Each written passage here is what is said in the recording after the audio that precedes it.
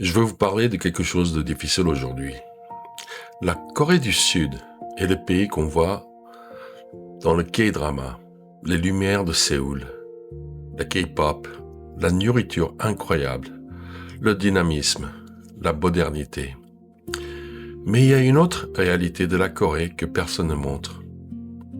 Une réalité que beaucoup de Coréens eux-mêmes n'aiment pas évoquer. La Corée du Sud a le taux de suicide le plus élevé de tous les pays développés.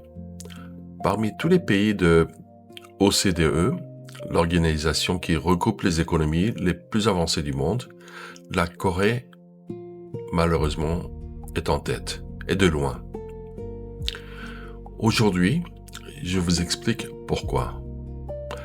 Pas avec des chiffres froids, mais en vous montrant comment tout ce qu'on a vu ensemble sur cette chaîne, la pression sociale, la hiérarchie, le silence, la performance, se connectent à cette réalité. C'est une vidéo difficile, mais c'est une vidéo nécessaire. D'abord les chiffres, parce qu'il faut comprendre l'ampleur du problème. En 2024, la Corée a enregistré 14 872 suicides. C'est le chiffre le plus élevé depuis 13 ans, soit 29 suicides pour 100 000 habitants. Presque 3 fois la moyenne des pays développés. Le suicide est la première cause de mort chez les Coréens de 10 à 49 ans. La première, pas les accidents, pas les maladies, le suicide. Et depuis 2024, pour la première fois, il dépasse même le cancer comme cause de mort chez les personnes dans la quarantaine. Des personnes en plein milieu de leur vie active. Ce ne sont pas des chiffres abstraits, ce sont des familles, des collègues, des voisins, des amis. Et quand on comprend la société coréenne, ces chiffres ne surprennent pas. Ils font mal, mais ils ne surprennent pas. Tout commence très tôt en Corée. Très tôt. Vous vous souvenez du Sunung, l'examen national d'entrée à l'université, le bac? Nous en avons parlé dans la vidéo sur les dates spéciales. Le jour où toute la Corée s'arrête, où les avions ne décollent pas, où des policiers escortent les étudiants en retard. Cet examen, qui se passe à 18 ans, peut déterminer toute la trajectoire d'une vie. L'université que vous fréquentez, le travail que vous obtenez, le salaire que vous gagnez, le quartier où vous vivez, le partenaire que vous trouvez. En Corée, l'université que vous avez fréquentée reste sur votre CV toute votre vie. Donc les enfants coréens grandissent avec cette pression depuis l'école primaire. Les hagwon, les académies privées après l'école, sont fréquentées par des millions d'enfants et d'adolescents qui étudient jusqu'à 22 heures et même plus chez eux. Cette pression accumulée pendant des années laisse des traces profondes. Et quand un adolescent coréen échoue à un examen important, ce n'est pas juste un mauvais résultat, c'est une identité qui s'effondre. Une trajectoire qui semble détruite. Une honte pour lui et pour sa famille. Et en Corée, la honte est un sentiment très sérieux. Et si la pression des études est intense, elle ne disparaît pas à l'université, elle se transforme. Les Coréens travaillent en moyenne 1915 heures par an.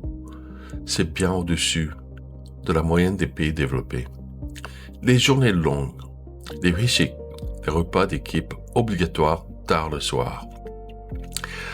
La culture du présentéisme, être au bureau même quand il n'y a rien à faire, parce que partir avant le chef, c'est mal vu. Vous vous souvenez de la vidéo sur dormir au bureau? Ce n'est pas juste drôle, c'est le symptôme d'une culture où le corps s'effondre de fatigue ou même ça. Même dormir épuisé à son poste devient une preuve de dévouement. Et pour ceux qui n'arrivent pas à suivre ce rythme, qui perdent leur emploi, qui n'atteignent pas les objectifs, qui se retrouvent dans des difficultés financières, le regard de la société coréenne peut être impitoyable. Parce qu'en Corée, votre valeur sociale est très étroitement liée à votre réussite professionnelle. Et voilà le problème le plus profond de tout. En Corée, demander de l'aide psychologique est encore largement perçu comme une faiblesse, comme un aveu d'échec, comme quelque chose de honteux. Vous vous souvenez du nunchi, l'art de lire entre les lignes, de ne pas déranger les autres avec ses problèmes, de maintenir l'harmonie sociale coûte que coûte. Cette culture du silence, qui est belle et profonde dans de nombreux contextes, devient dangereuse quand quelqu'un souffre vraiment. Parce qu'on ne dit pas, on ne demande pas, on sourit, on dit « 괜찮아요 », ça va. Mais ça ne va pas. On estime qu'en Corée, seulement 15% des personnes souffrant de dépression reçoivent un traitement adéquat. 15%. Parce que les soins n'existent pas. Parce que consulter un psychiatre ou un psychologue reste quelque chose dont on a honte. Quelque chose qu'on cache. Quelque chose qu'on n'avoue pas à sa famille, à ses collègues, à ses amis. Et cette solitude, cette incapacité à dire « je souffre, j'ai besoin d'aide » peut mener aux endroits les plus sombres. Deux populations sont particulièrement touchées en Corée. Les personnes âgées d'abord. La Corée a l'un des taux de pauvreté des seniors les plus élevés des pays développés. Des personnes qui ont travaillé toute leur vie, qui ont tout donné pour leur famille et pour leur pays, qui se retrouvent seules, sans ressources suffisantes, dans une société qui valorise la jeunesse et la performance. C'est une crise silencieuse que la Corée commence seulement à affronter vraiment. Elle est célèbre. La Corée a perdu plusieurs artistes, K-pop, K-drama, très aimés à cause du suicide. Jonghyun de SHINee en 2017, Sulli en 2019, Kuara en 2019 et récemment Kim Se-ron l'an dernier en 2025. Des personnes que des millions de fans adoraient et qui souffraient en silence derrière leur image publique. Ces décès ont provoqué des conversations nationales très douloureuses sur la santé mentale en Corée, sur la pression que subissent les artistes, sur leur culture du silence, sur ce qu'on ne voit pas derrière les lumières.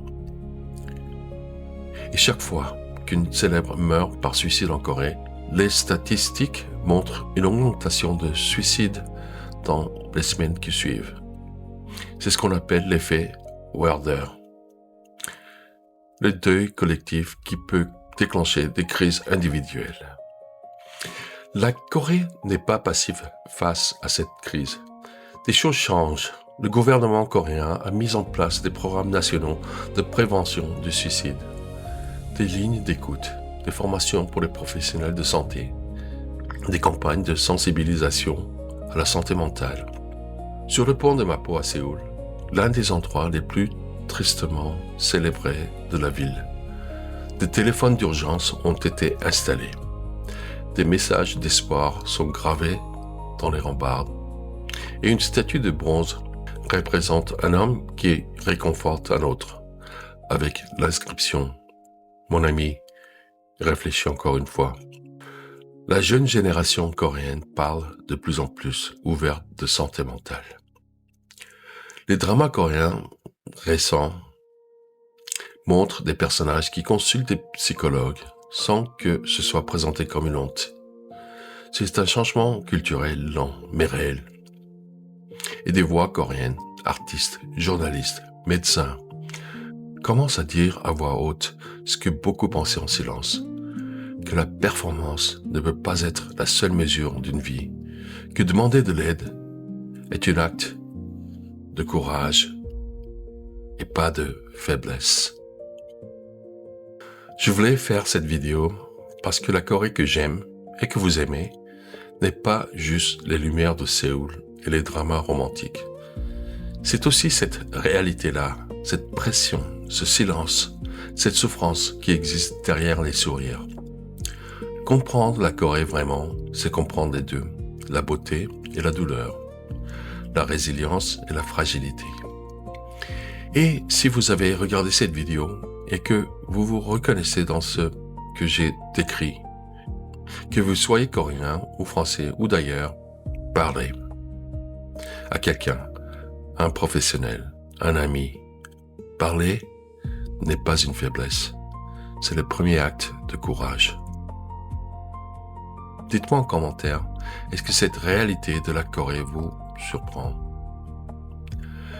Est-ce que vous pensez que la culture du silence existe aussi dans votre pays? Si cette vidéo vous a appris quelque chose, un like, un abonnement m'aide beaucoup pour grandir cette chaîne et à partager la Corée avec encore plus de monde. À bientôt et restez safe.